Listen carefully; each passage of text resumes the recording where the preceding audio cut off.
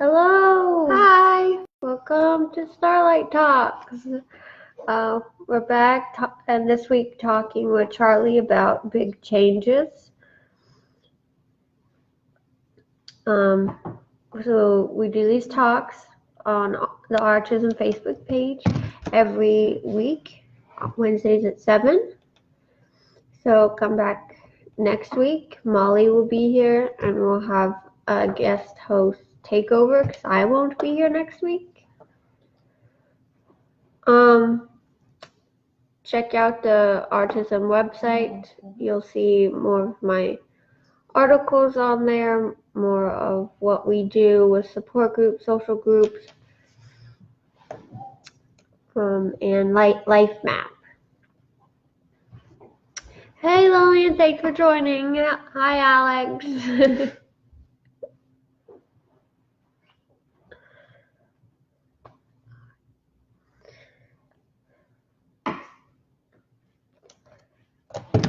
Any headphones?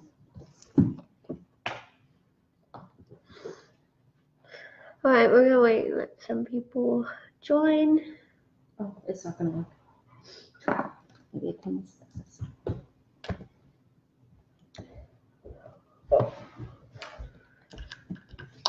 This week we're talking about big changes with Charlie because she is going to live independently.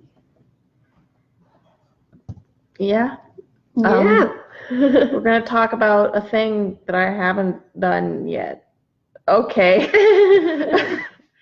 Well, But you have to prepare for it. Preparing for it is the worst part of the whole thing. If you're me, it's not the worst part for a lot of people, but I hate packing. Oh, packing's awful. I hate organizing a room. I hate cleaning everything. I hate organizing my clothes. I hate buying clothes. I hate all of that stuff that I have to do. It's not fun, and I try to keep a positive attitude about it. I've been trying lately, but it's just not my favorite. But actually, being in a new situation hasn't always been the worst thing for me. I've lived on my own before, and I really liked it. Personally, I actually kind of liked it a little bit better than I liked being at home with my family. Even if things went bad, I always felt like I was doing everything for myself, and that felt good.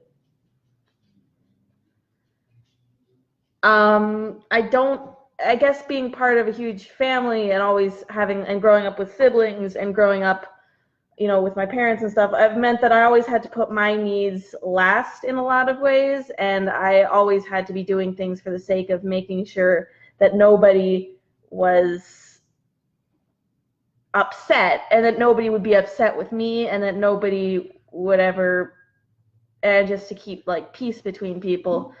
It's so relieving when you go out and you move out of that environment and suddenly you're in a place where everything is just you now. And that was easier for me in a lot of ways. But it wasn't all easy because I eventually wound up dropping out of college and coming home and in the middle of a semester because I had a huge meltdown and nobody was really there to help me. Except for the fact that somebody would have actually been able to help me if I had just been brave enough to knock on their door. But it's complicated. When you're freaking out, you don't really think well. Do you think you're better prepared this time? I think I'm better prepared this time because I have more stuff to fall back on, and I have a roommate, and that also just kind of helps in and of itself. But it's not a roommate, but I'm living in an apartment, so we're not sharing just a room. So that's also easy to me, so I can have my own personal space. And I really like the roommate who I have. But yeah, well, living on your own in these transitions, I remember, I think one of the worst things I did in my second year of college was during like the first few weeks of school, I came back home because I had to get something so I could get some tests done to like be I just had to get some tests done, and that threw you off? It threw me off. Once I got home, I was like, I'm home now, right? I didn't know how to leave. I was totally, and then I got back home and I got back into school and I was like, I didn't know where I was anymore. I felt like all this time that I'd taken to get used to finally being there was totally just completely destroyed. So a lot of colleges don't want you to go home till Thanksgiving, or at least the first like 4 or 5 weeks. And I think where you're going, it's the same. So you kind of now understand why they do that. Yeah. Of course I'm going to be close, so my parents and family can visit me if they want, but I don't think I want to go home so early on. I think that's great that you came to that realization, honestly. Yeah, well, when you're making that transition and when you're right in the middle of it, it can be difficult. Yeah. For me, my first year, the campus emptied over the weekend, and that's when the homesickness got really bad. And so I ended up really going home every weekend because there was nothing to, unless there was a film project. And so at first it was really hard, but then that became my routine is I come home on the weekends and then go to school during the week. And then I also did move to New York, which was a very different experience where it's not really possible to do that. I did come home for my birthday because it was my 21st. And I wanted to do that with Lillian, and we had a whole thing. And there was The Walking Dead. Oh my God, it was crazy. I got free tickets from someone at my school to go see the premiere of The Walking Dead, and it landed on my birthday. And so I went home to do that. So it was like, and for me, going and doing one of the reasons I wanted to leave across the country was because I wanted to get away from my family, because there were so many crises that were happening at my old school that kept drawing me to go back home, where my sisters or my parents could call and go, oh, I need you this weekend. And I was like, I really want to experience life without that. And so when in New York, no one was able to drag me into the drama of home life, and I could really focus on school and what I wanted to do. In doing that, I found out I didn't like school at all, and I wanted to go back home. But I really enjoyed my experience, and I made really, really close friends that I didn't have before doing that. And so, and I found out a lot about myself, and I was able to realize that I am capable of way more than I was allowing myself to realize. That I kept letting my parents take care of me in ways that they don't have to. That I know I can take care of myself. That I know now that if I need to get to a place I've never been before, I don't need my parents to take me. There's Uber, there's public transportation. I have friends I can call up. There's so many different ways for me to figure it out. And before, I'd just be like, oh, Mom, can you take me? Because I've never been there, and I just want to know what it's like and have someone with me in case something goes wrong. And then in New York, I couldn't do that. And so I was able to figure things out on my own and defend myself and speak up for myself and do these things that I really didn't even think myself capable before. And when I had to, and I had to try and do these things, I ended up doing way more than I imagined I could. And so that was really a cool experience. And then I also found out that I didn't like school at all.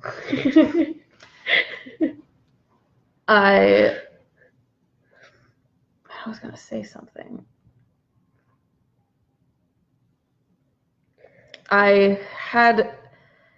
When I was at school, it was funny. Chloe was talking about how like she felt when people went home on the weekends that it was lonely. I never felt that because I was alone like all the time at home usually. I didn't have anybody bugging me. I didn't have any because I always spent a lot of time in my room for like. So when I went to college, it was just sort of the same, except I didn't have to feel guilty about it. So I was like, whatever. And then more and more, once I got home, I decided I was going to hang out in the living room instead of cooping myself up in my room. And that's sort of where everything changed. That's sort of where I started getting a little bit more attached to being at home because I had more of a social life now at home and I had less guilt. But at the same time, I'm still not attached enough to be at home to want to spend my entire life there because I want to move out and do things for myself still. That's still the ideal for me. But I do know that for me, at least, home is always an option. I do want to say that when you move out to new places and you're doing like a transition, some of my best like advice for you is to like try new foods. I know because like not just new foods, I knew everything. Knew everything. But you see, we as autistic people sometimes get caught up in this defeatist attitude. Like I'll never like this because I am autistic and I have a texture issue. It's like, yeah, you had a texture issue, but your taste buds still change and your taste buds still grow and you need to try new things. And food is the best and safest thing to start out with, in my opinion. Just, you can't eat comfort foods all your life. And I learned overall, and when I went to you can, but you should. But when you try new things, it actually kind of opens yourself up to also trying new things in other ways. And I mean, food is just like one thing. It's like you eat it, and if you don't like it, you spit it out, or you just don't eat the rest of it. It's just one little piece of unpleasantness, and then it's gone, and then it's done. And I felt like I always had this sort of thing. It's like, I'm autistic, so that's why I can't eat these foods. But the thing is, it's not that I can't eat these foods either. It's there's nothing you really can't do unless you try them again and again. And then maybe you can also try some riskier things, which is going out sometimes with friends. And you can at first like give yourself an out, like say, I might have this might be too much for me, so I might usually call an Uber and go home if you're going out with somebody. But it's like, when you're making that transition, it's always good to try new things because, yeah. I found that with the transitioning, like take advantage of I'm the new kid, I don't know what to do. Like you, especially if you've moved to like a different state or something, you can just like go up to someone and be like, hey, I don't know any good restaurants around here. Can you take me? You know the area. And it's a great way to make friends and to explore new things. Because like someone's going to be so excited to be like, yeah, I'm going to show you. And you're going to have a great time. It's a great way. Even if you've already been to the place they're taking you, they don't know that. I found it was a great way to make friends. And if the other person doesn't know either, well, both can be lost together, and everyone feels comforted that there's a second person there that also feels the same way. Like take advantage of that at the beginning of a transition, and then especially like, to forget that homesickness and all that anxiety and all that, like keep yourself busy by keep contacting those people and keep doing things with them. They like, I remember like both of my college experience, those first few weeks were really difficult because like school didn't really start yet. It was like syllabus week, and so we didn't have work, and then so we were just like left with way too many hours to just go, oh, I miss home. I don't know what I'm doing. Do I really belong here? That was actually the easiest time for me. That was the time I was transitioning, so I'm just like, time to chill in my room and watch some movies.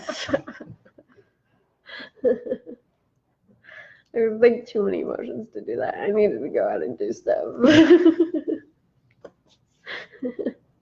But that goes back to Charlie, what you're saying. Yeah. You're suggesting try it Yeah. this time. Get You're going to involved. be more open, you think, to trying.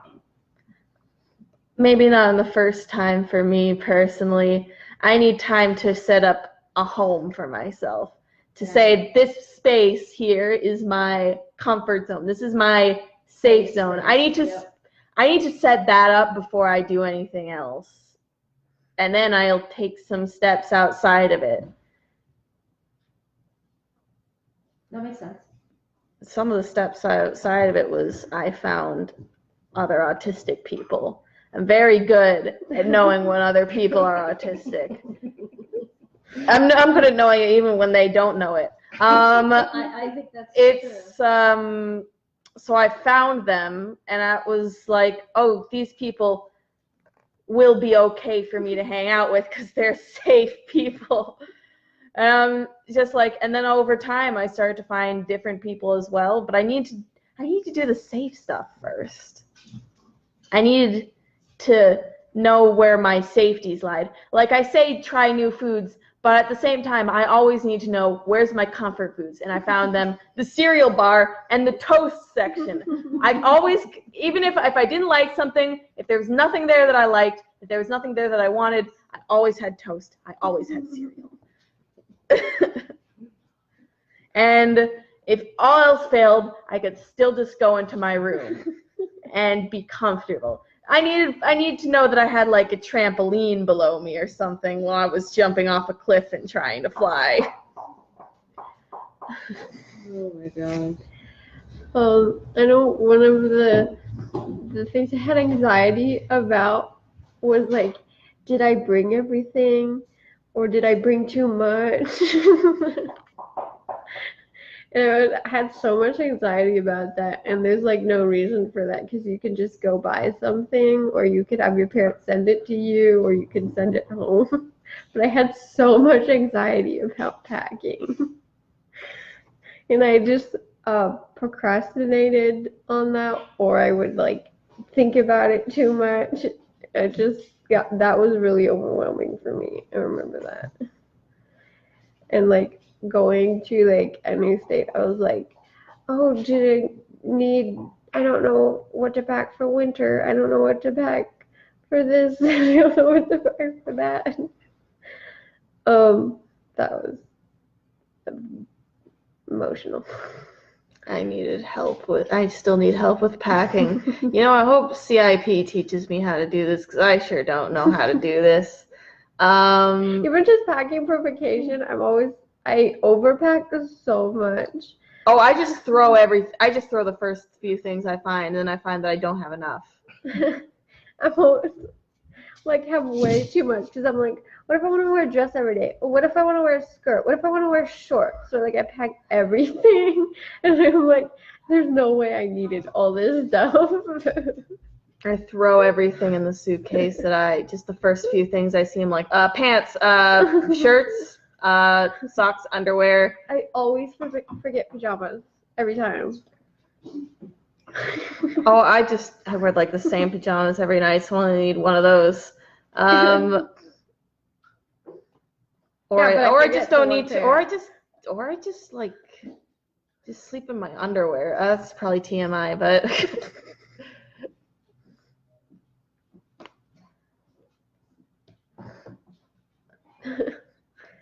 what's happening? Oh, hi, Ava. You guys know Ava? Yeah. oh, yeah. Yeah, from A.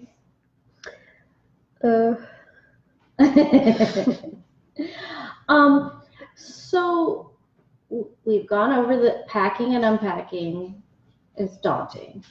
So once you're unpacked, how would you help someone like kind of get into their routine? What are there ways that you might? I mean, with school, it's simple because like classes. Yeah, classes help you get into the routine. Okay. And like I found really quickly, like when classes started, that routine kind of just fell into place for me, especially with like eating, and it would, because everyone would really eat at the same time. Like you would find I found like a friend group that ate when I was hungry. Sometimes I'd go twice for dinner. For social? To be No, social, just to eat, because I would be hungry when the cafeteria opened at like 5:45, 6 o'clock, and then a lot of people went and ate at 9, and I was hungry again at 9, so I'd go again. Because I eat small meals, and everyone ate really big meals, so I'd go with my friend Dara at like 6 or 5:45, and then I go again with my other friends at 9.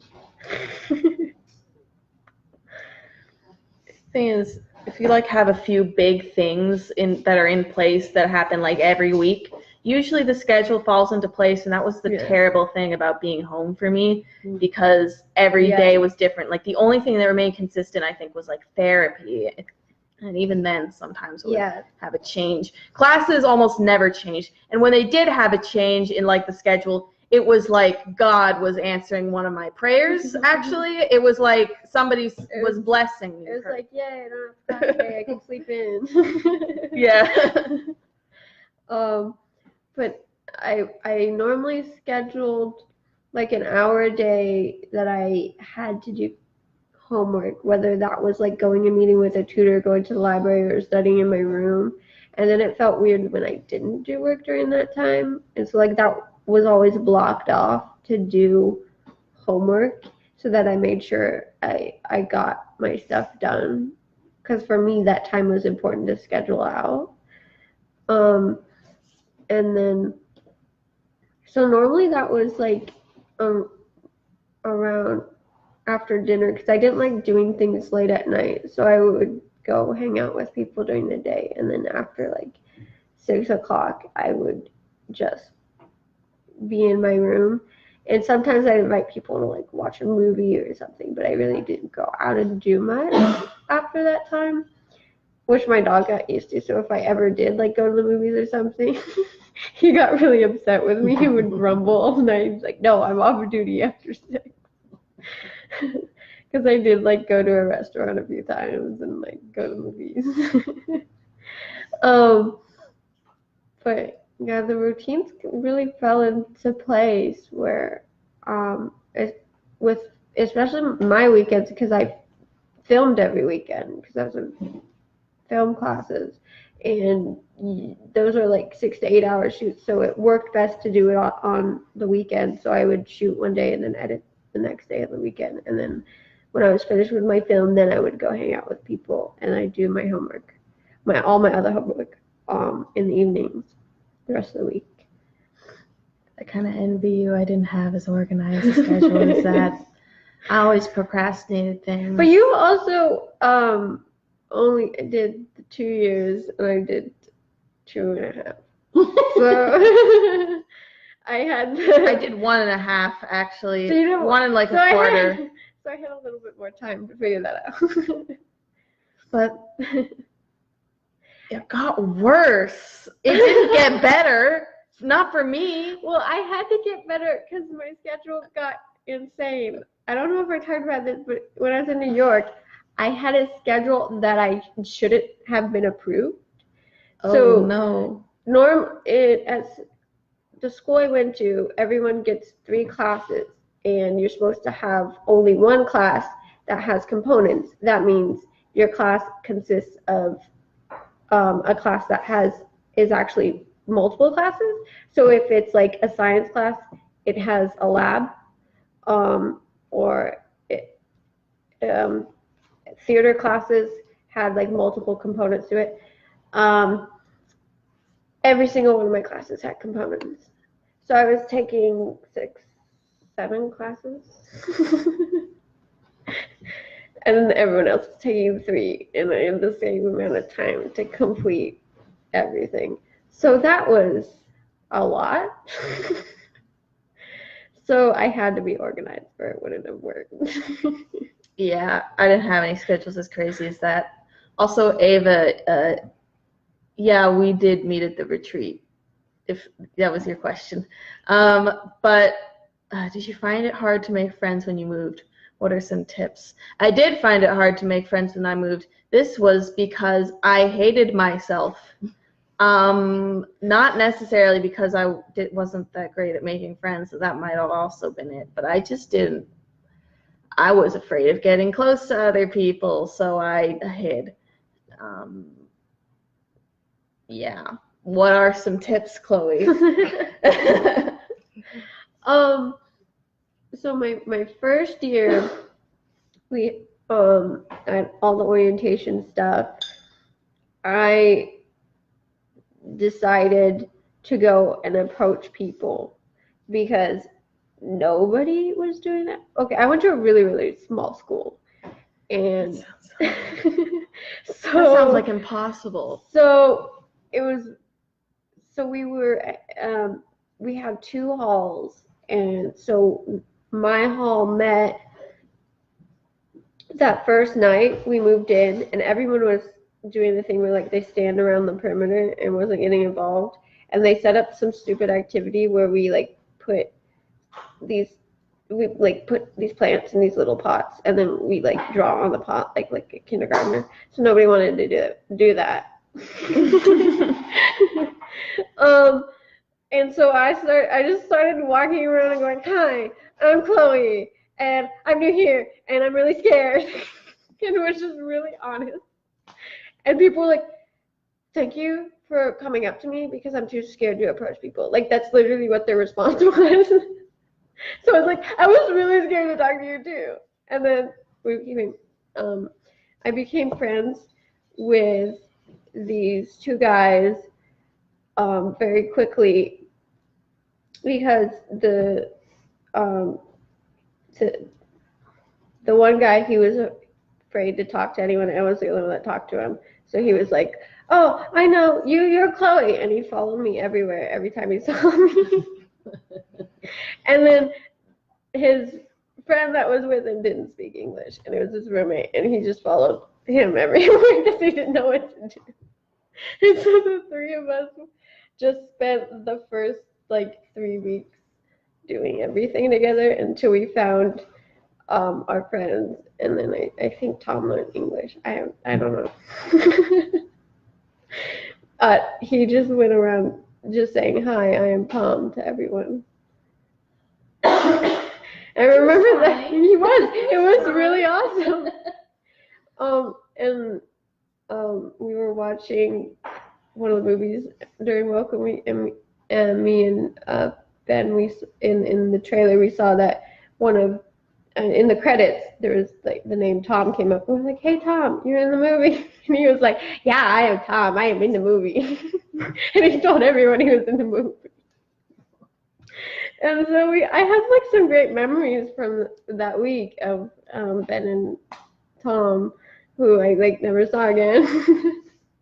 But then once classes started, especially being in film classes and all the group projects, friends really organically happened, and I seemed to have friends in other majors as well, which wasn't common at my school for some reason. And they were like, "Yeah, for some reason the film kids say hi to everyone and everyone else stays in their own group." We're like, "Oh, I didn't know that was a thing." And so I could really at any time see someone I recognized. And so but really that first week I took advantage of "Hi, I'm new. Can I sit with you? Can you tell me about the school?" And so I made friends with people who had been there, and all different groups of people who would be like, oh, Chloe, she was the last student I remember. Let's show her around. That's how I went through my first school. And then when I went to New York during my third year, even though my credit said I was a sophomore, I had like more confidence, and so I just went up to people and was just like just myself. I was like, hi, I'm Chloe, and I'm a film major, I'm a transfer. And I met some really cool people really quickly. I met my friend Dara, who did the anxiety talk on my first day, and we really clicked. She says she remembers because I learned to exchange numbers really quickly. So I asked for her number, and I text her right away so I wouldn't forget who she was, and I put in the notes of all my contacts, like descriptions of the person and like what their major was and their dorm room, so I could like remember them. So when someone would come up to me, I was like, oh, I have their number. Oh, that's their name. And so I put that in, and then I would text people like, oh, really nice to meet you, so that it wouldn't feel awkward that I like didn't text them in a few days. Then they would save all these people. And I texted her, have a colorful day or something like that. And she was like, oh, that's really cool that you said that. And she like remembered that. And she's like, yeah, the girl in yellow texted me, have a really colorful day. And so we remembered each other really well. And we kind of bonded over that. So I just did things that made me stand out, I guess. Making yourself stand out can be scary. I took advantage of having a service dog. That was very helpful. People were like, I pet a lot of other people's service dogs when I was in college. And I remembered them because they had the service dog. I want to be your friend because you have a service dog. Everyone missed their dogs, so whenever they saw a dog that was like a service dog, they were like, it's a dog! And so I would just like text people like, hey, I'm out on the lawn playing fetch with my dog, come hang out with me. And there's like always be people like, yes. So I took big advantage of that. I remember there was actually a thing, there was some events where the service dogs were just out in front of like in the front park, and it was like, oh man, all the college students, like so many college students went there just to pet the dogs because we all missed our dogs. And we all needed dogs too because we were all really stressed out about things. And like, if you have a service dog, you'll make friends quickly. Do you think you'll do anything different now you're moving out again in terms of friendships after what Chloe's talked to you about? Or do you have any plans? I doubt I'm going to try and do anything to stand out just yet. That's something that would probably take a lot more courage than I actually have. But I'm not going to try to isolate too much. I also have another issue where I kind of have some pretty high standards for friendships or for anyone. Some people say that's a good thing, some people say it's a bad thing, but it certainly limits the friends that I can have. So maybe I could do my best to lower my own standards as well. Or I don't want to lower them. I'll give people a chance. I'll give people more of a chance. But yeah, some things that I'll do differently is probably. Well, maybe I'm not going to the person that stands out and follow them. That's what I did last time, actually. There was this one girl named Sally who was really cool, always made friends with people, had her door open for people to like talk. And there was another girl named Donna, and they were both like really autistic, but they really stood out. And yeah, they sort of had their dorms open a lot for like, since it was like an all girls school, like it kind of had a more of a kinder air. So yeah, they just had things open for like they did like arts and crafts together and stuff like that. And those two girls I always felt welcome with, so I followed the people who I felt were very safe. But there were also other people who I liked, who I felt didn't feel as safe, who felt intimidating to me because I liked them and I wanted to be their friends, but I felt like they were out of my league in that sort of way. So that wound up being a sort of thing that got wrapped up in my own self-hate.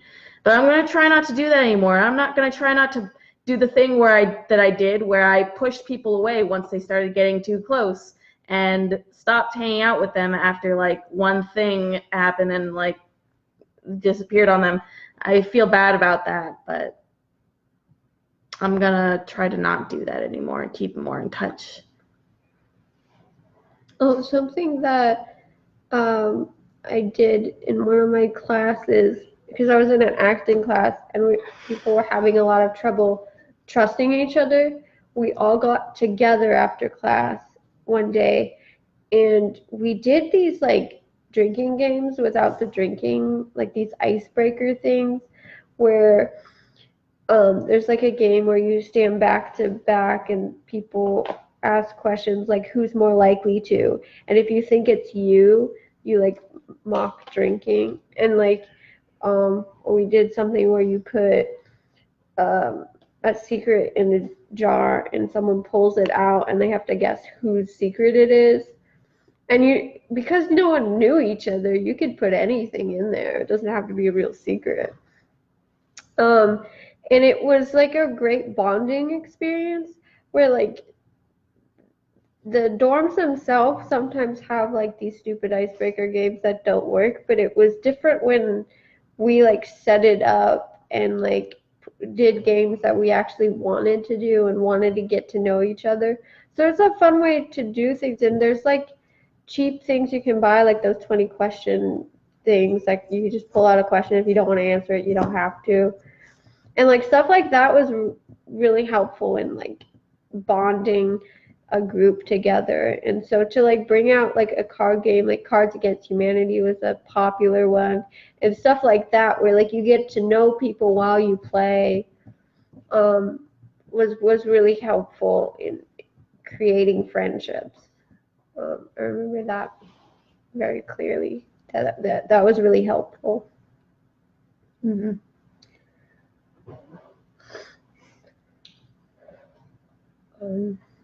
So in your daily routines, so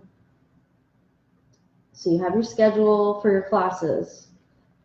Did you have trouble getting up for your classes? Were there Sometimes I overslept, but there wasn't really that much difficulty.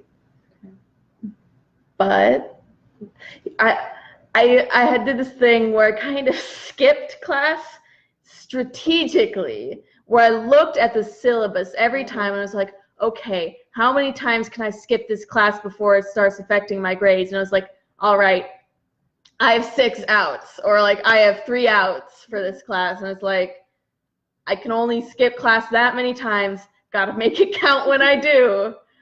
And I did that.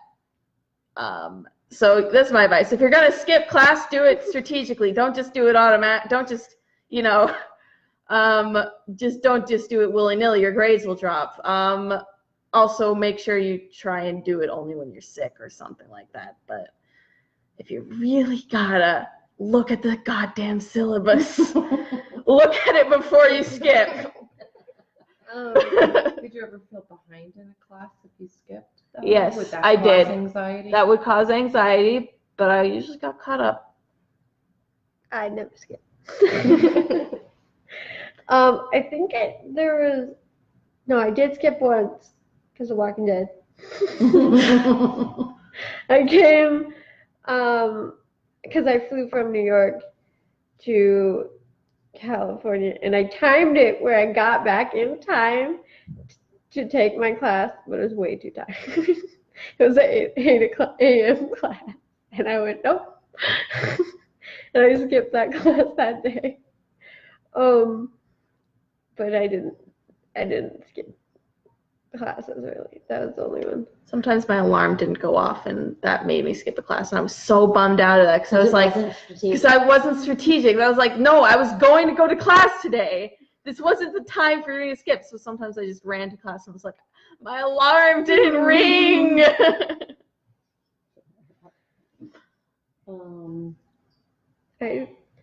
I didn't realize you could set your alarm for a weekly thing, so I set it every night, and I'm surprised that I remembered to do that every night. I mean, I do that every night.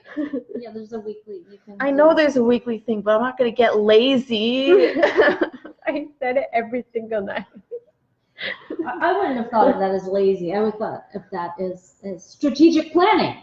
Well, yeah, but I set like 7 alarms every morning, so that go off like every 30 minutes. I do that too.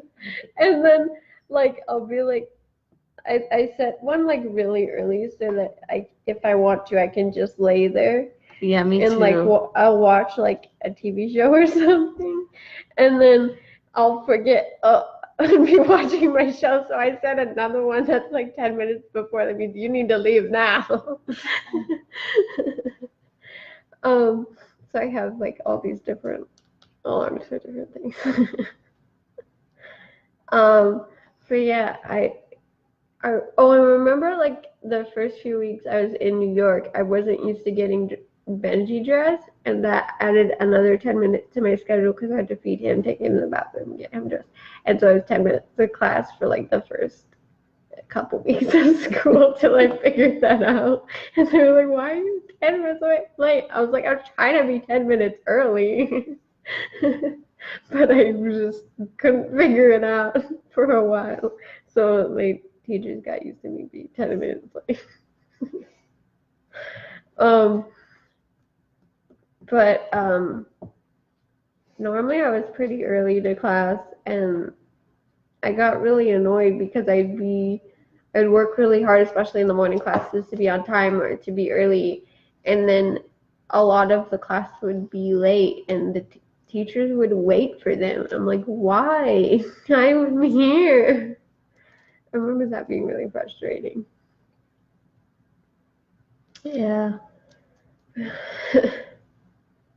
And of course, like the one time I was late, they didn't wait for me. I messed up one time because I didn't know that you could just leave if the teacher was like 11 minutes late, and the professor was 11 minutes late, and I didn't leave, and I felt like, and she was like, oh, you guys could have left at this point. I was like, damn it. God damn it. I didn't take advantage of this. Yeah, but they still teach the class, and they're not going to reteach it. I know. So. Oh, accommodations. Accommodations. Mm-hmm. I needed like accommodations to get accommodations. I get that. Oh, that makes so much sense. Explain that. Explain that. We understand. They're not accessible. They're not You accessible have to to kids. ask so many times and sometimes you have to go through so many people. It's such a process for it. I hate asking people for things. So how do I do that exactly?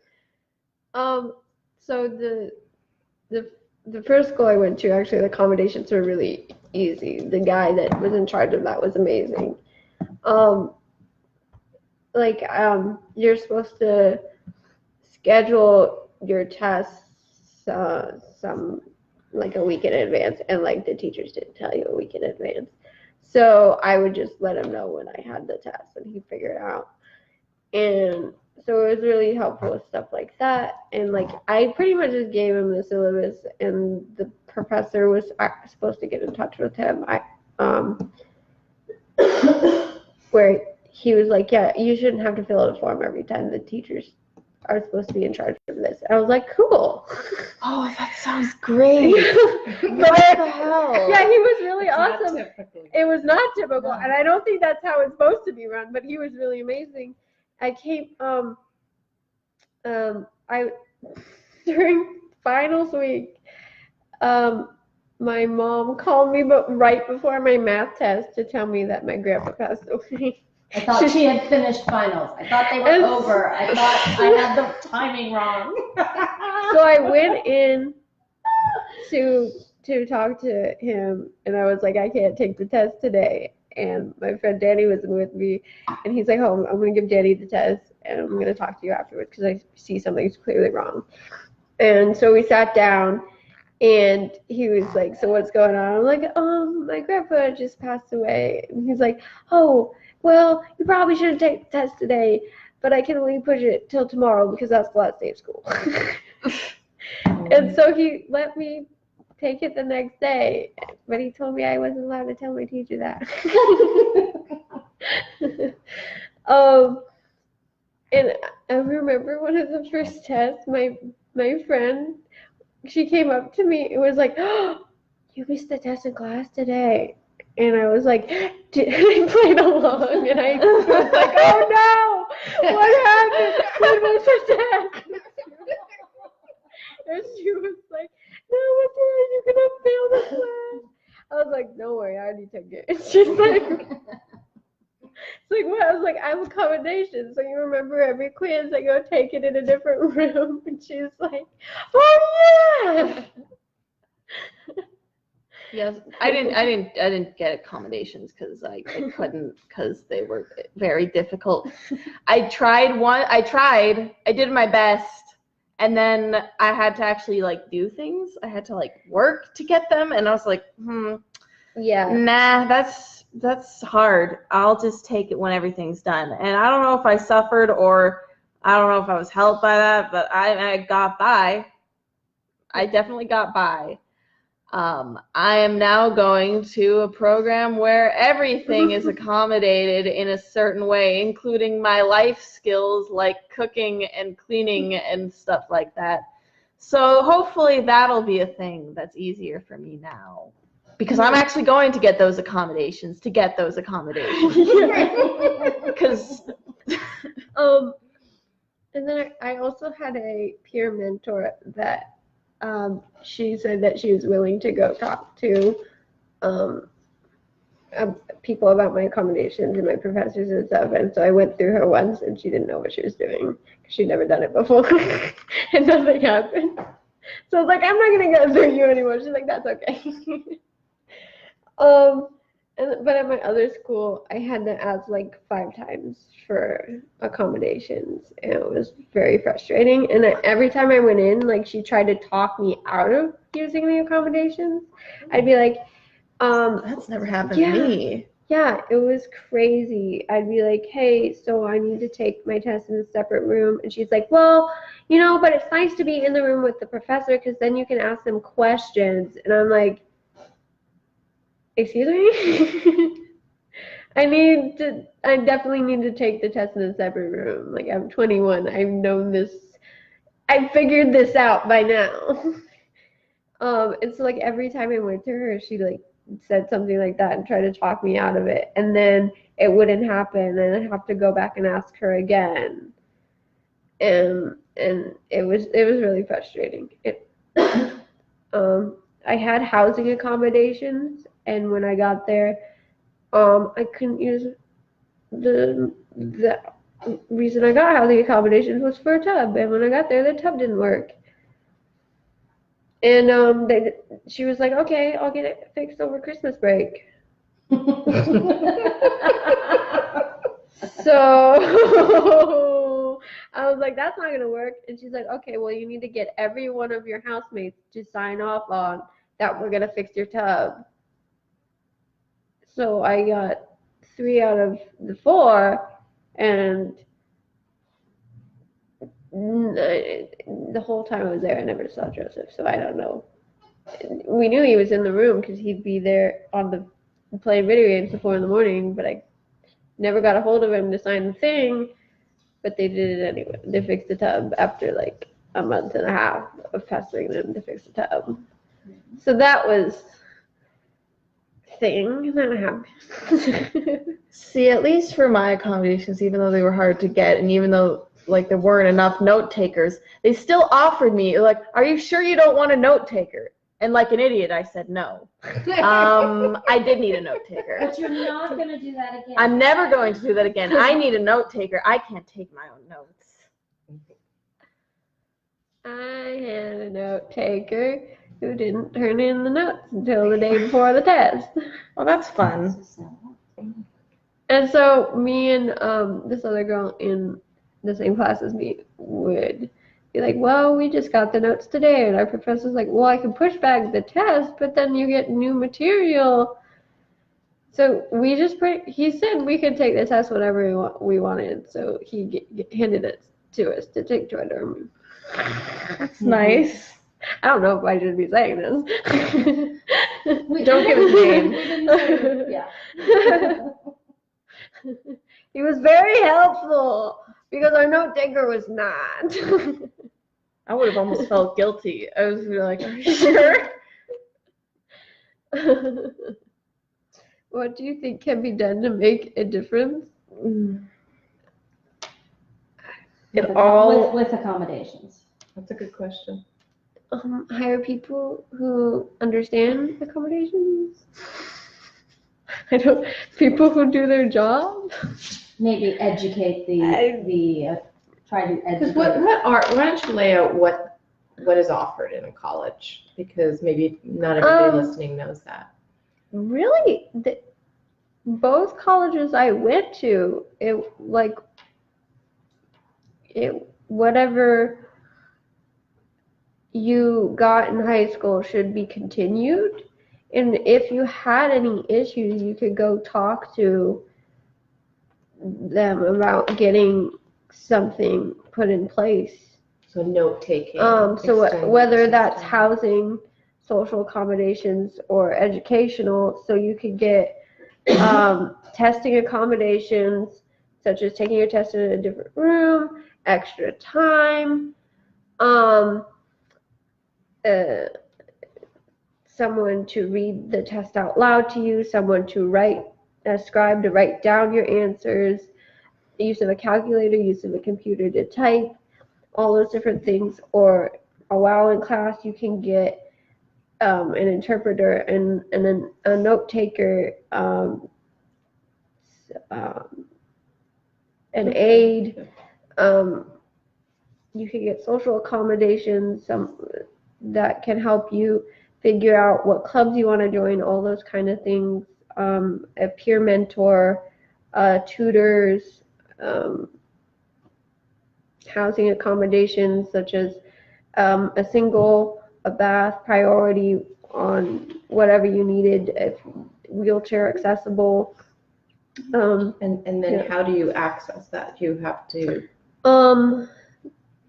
Depending on the school, there's an online form you can fill out, or you have to go in and take a test, or you can turn in your diagnosis or some sort of legal form, depending. It just really depends on the school. Some of them just take your word, others you need proof. So what would you like them to do to make it easy? Now that you go to the school, the first thing they should do is tell you how the school works. Because nobody tells you that. They expect you to figure that stuff out. They have the whole orientation week and they don't tell you anything useful. Literally, they don't. They tell you so much information, such as, we have tutors, but they don't tell you how to get tutors. Exactly. There's here's all the things we have, but they don't say, here's how you go about doing it and getting it. So I went and had to figure out where the center is for accommodations, and I had to find that person, and I went to them and I emailed them for everything. It went, where's the building to talk to this person? Where's the tutor center? Where is the peer mentor center? Where is this classroom? And that's how I really learned how to do everything, because no one tells you. Or you could talk to your RA, or you could talk to someone, but I always had to go and ask someone, how do I go do this? What building is it in? Where is that building? And there's like so much time during orientation week to show everyone these things and why they don't do that. It doesn't make any sense. They waste so much time doing these icebreaker games that nobody cares about. Instead of showing you how to go about doing things that are useful, that would make life easier. I mean, I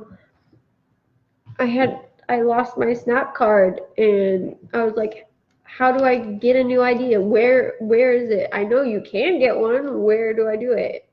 And it's like all these students were like, oh my God, it's a good thing to know because you might need a replacement at some point.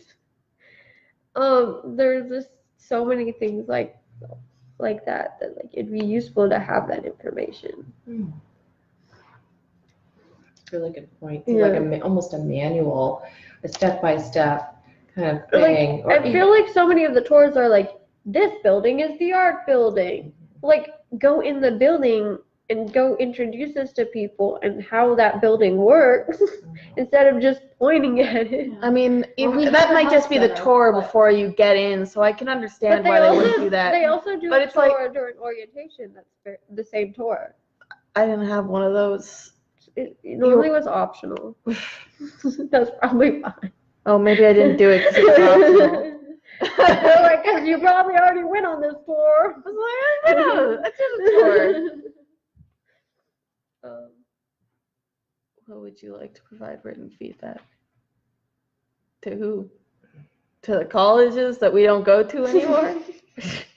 I'll provide written feedback to the college I go to in the future. Maybe. I mean, I have. I would like to. They normally ask you why you're leaving, and they I have talked to people about the issues. Actually, at my high school, I had teachers ask me to write letters about different issues I've had, and they made changes. I wrote an article about the award ceremony and they changed the award ceremony because of that article on the OurTism website. Oh, they did? Yeah. They were going to get rid of the award for the Learning Center, and they brought it back. Oh, that's good. Yeah. Those are some of the only awards some of those kids got. Mm-hmm. Any other questions? So with trying to find your accommodations in the buildings they're in, and obviously there's anxiety that comes with needing the accommodations, not getting the accommodations, or just anxiety, Social, whatever. with school. Do you have any personal ways of coping with that you'd be willing to share that work for you? So, like, my anxiety is. I'm sorry, if you're having a bad day, how do you have any tools in your toolbox strategies that help you move past it? With autism, because we're here with OurTism, if you're going into defense mode, or you're having some sensory overload, which can happen at school, do you have any tools that you would suggest? I have a funny podcast and some graph paper to draw on. That's And great. that's what I do when I have depression. When I had depression, like in college, I just threw on a funny thing, and I was like to listen to, and then I doodled. Nice. Yeah, I would go back to my room and turn all the lights off, put on a big huge sweater, lay on the floor, and listen to music. My bad coping mechanism was I would just go to sleep, and I would sleep through everything. But don't do that. That doesn't make the problem go away. And know that I think all colleges have free therapy or counseling of some sort. For a few sessions, yeah, but I never trusted the therapy. I always trusted my own therapist best. You can also go in there and get recommendations of people around. So you could go in and say, I had an ed therapist. so you can go in and go, do you have someone nearby that specializes in autism or anxiety or something like that? And they will know people. And if you don't like them, you can go find somebody else. That's a great way to use the therapy center. But that is available, and I feel like people forget that. Mm-hmm. And there's also peer mentors, and there's a lot of support you can find. Great. But yeah, transitions are difficult, but they're good to live through. Yeah. They teach you lots of things. Even if you don't succeed, you'll learn. They're never a waste. No. I would say, like, when I went to New York and was thinking about coming home, I was like, what if I just went to a new place every semester? And that's how I got through college, because it's really exciting to just go somewhere new. And it's really exciting those first few weeks, like, yes, I'm in a new place. And then once that wore off, I could just leave.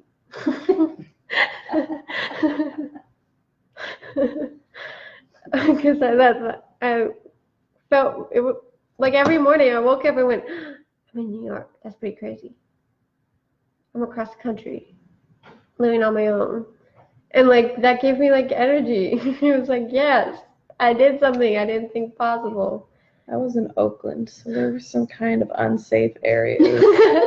I couldn't quite do that unless I knew who I was going with.